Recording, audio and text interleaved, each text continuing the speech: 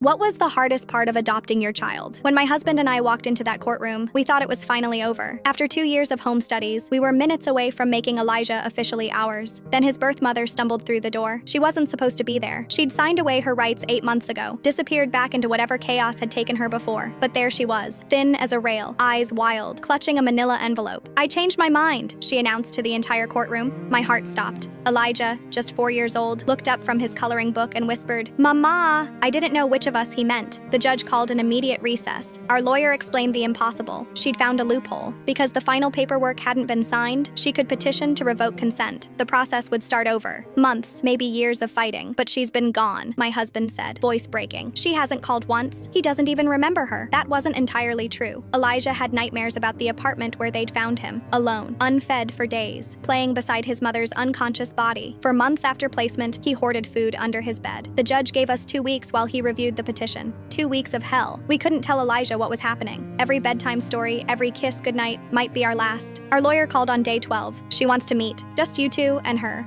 No lawyers. We met at a diner off the highway. She looked better than in court. Hair washed, eyes clearer. "I got clean," she said without preamble. 90 days yesterday. "Congratulations," I said, the word like ash in my mouth. "I know you hate me," she continued, "but he's still mine. He cries for you sometimes," I said, "when he's having nightmares, but he doesn't know what you look like anymore." She flinched. "I have a job now, an apartment." 3 months, my husband interrupted. "You've been clean 3 months. Elijah's been with us for 26 months. He calls us mommy and daddy. He has a favorite stuffed elephant he can't sleep without. I'm his real mother," she whispered. "No," I said. "You gave birth to him. We've raised him. We've held him through night terrors about you. We've taught him to trust that adults don't disappear." She pulled photos from her purse. Elijah as a newborn. "I loved him. I still do. Love isn't enough," my husband said. "Where were you on his 3rd birthday? Where were you when he had pneumonia and cried for 3 days straight? If you fight this," I said, "it will take months, maybe years, and at the end, you'll be taking a child from the only stable home he's ever known. Is that what you want for him?" She stared at her coffee. "Can I see him? Just once?"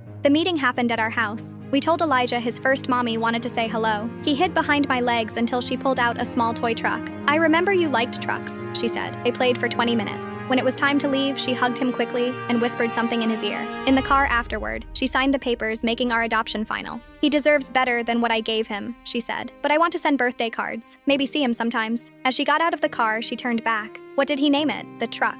"Mama Truck," my husband said gently. That night, Elijah had a nightmare. As I held him, he asked, "Is my first mommy coming back to take me away?" "No, baby," I promised. "You're staying with us forever." He studied my face with an intensity no 4-year-old should possess. She said she's sorry she was sick. She said, "You're my real mommy now." I still check the mailbox anxiously around his birthday, making sure her cards arrive so I can hide them until he's old enough to understand.